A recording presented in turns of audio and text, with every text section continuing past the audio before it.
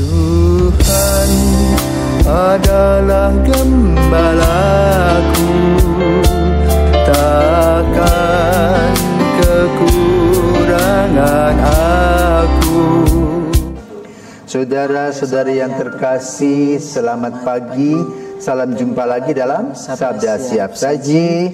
Jumat 12 Mei 2023, hari biasa pekan kelima Paskah. Marilah kita berdoa dalam nama Bapa, Putra dan Roh Kudus. Amin. Allah Bapa sumber keselamatan, kami telah Kau satukan dalam misteri Paskah Kristus yang kami rayakan dengan gembira. Lindungilah dan selamatkanlah kami dengan daya ilahi-Mu, dengan perantaran Tuhan kami Yesus Kristus Putra-Mu yang hidup dan berkuasa bersama Dikau dalam persatuan Roh Kudus Allah sepanjang segala masa. Amin. Tuhan bersamamu dan bersama rohmu. Inilah Injil Yesus Kristus menurut Yohanes. Dimuliakanlah Tuhan. Dalam amanat perpisahannya, Yesus berkata kepada murid-muridnya, "Inilah perintahku, yaitu supaya kamu saling mengasihi seperti aku telah mengasihi kamu. Tidak ada kasih yang lebih besar daripada kasih seorang yang memberikan nyawanya untuk sahabat-sahabatnya.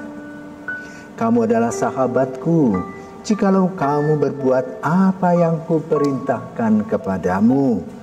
Aku tidak lagi menyebut kamu hamba, sebab hamba tidak tahu apa yang diperbuat oleh tuannya. Tetapi aku menyebut kamu sahabat, karena aku telah memberitahukan kepada kamu segala sesuatu yang telah kudengar dari Bapa-Ku. Bukan kamu yang memilih aku, tetapi akulah yang memilih kamu. Dan aku telah menetapkan kamu supaya kamu pergi dan menghasilkan buah, dan buahmu itu tetap, supaya apa yang kamu minta kepada Bapa dalam namaku diberikannya kepadamu.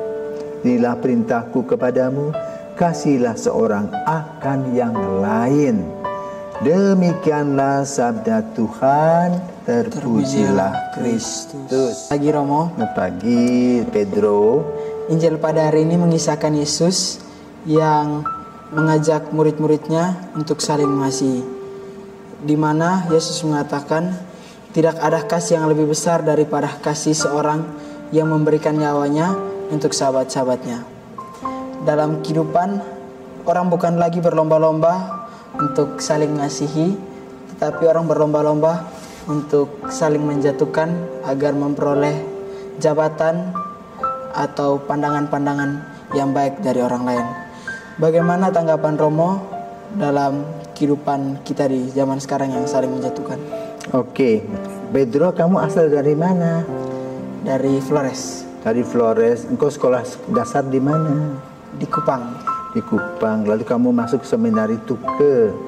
Apa kata mama papamu tentang kamu ketika kamu mau berangkat? Sekolah baik-baik, jaga sikap, dan saling menghormati. Nah, nasihat yang baik, ya. Yesus pun sama. Pada saat perpisahannya, dia berkata tentang satu, hendaknya kamu saling mengasihi. Kedua, tidak ada orang yang lebih hebat daripada seorang sahabat yang memberikan nyawanya. Yang ketiga, bukan kamu yang memilih aku, melainkan akulah yang memilih kamu. Jadi 3 hal. Apa latar belakang? Kita hidup di asrama, ya. Setiap hari, sadar atau tidak sadar, terjadi kompetisi, persaingan, ya. Baik secara akademis maupun dalam kehidupan. Kadang ada orang yang suka cari muka, ya, untuk keuntungannya sendiri. Bisa dia mencelakai orang lain, menusuk dari belakang. Nah, Yesus mempunyai pengalaman dan dia rasa bahwa Yudas itu mengkhianati dia. Mungkin dia sudah dengar-dengar bahwa Yudas itu menjual dia. Ya. Maka dia mengingatkan, ya, hendaknya kamu saling mengasihi, bukan saling tusuk menusuk. Ya. Karena kasih adalah dasar dari penciptaan Tuhan.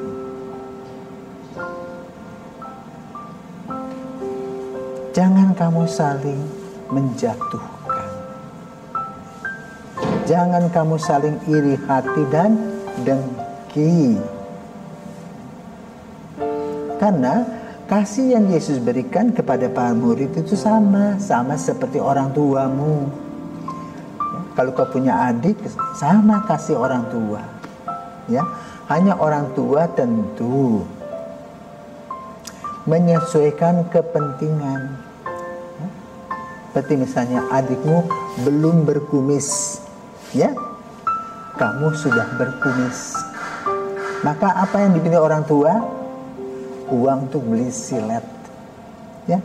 Tidak mungkin orang tua mau bilang, "Dek, beli silet ya untuk cukur kumis," padahal dia nggak punya kumis. Ya. Apakah karena dia tidak diberikan silet untuk bersihkan kumis itu tidak dikasihi? Dikasihi. Jadi dengan kata lain, Yesus mengingatkan kita untuk saling mengasihi, bukan saling gontok-gontokan. Yang kedua, Yesus mengingatkan bahwa Dia memberikan diri total, sama seperti orang tua kamu. Apakah orang tua kamu mengatakan pada Pedro, sekolah di seminaria, nanti kalau jadi pastor urus mama. Mama mau keluar negeri, tolong kirim uang ya sama untuk mama, begitu? Gitu? Tidak. Dia hanya bangga kalau suatu hari Pedro jadi pastor. Mungkin dia air mata bahagia. Dan juga dia pasti mendoakan kamu supaya kalau kamu jadi pastor tidak keluar. Ya, apalagi dia tahu, anakku ini ganteng, banyak yang ngincer, bahaya, ya. Tuh. Maka orang tuamu juga mengingatkan panggilanmu, bukan kamu yang memilih aku, ya, kata Yesus tuh. Tapi aku yang pilih kamu. Maka lalu kita perhatikan, tidak semua anak pandai jadi pastor, ya.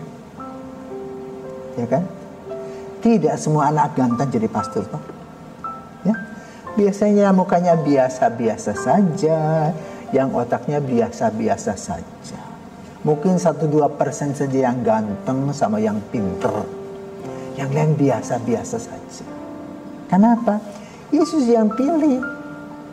Kadang-kadang orang pintar, orang ganteng merasa GR. Wah, aku loh yang dipanggil sama Tuhan. Enggak. Mungkin rankingnya yang 15, menengah ke bawah, yang jadi pastor. Yang di atas saja enggak. Ya.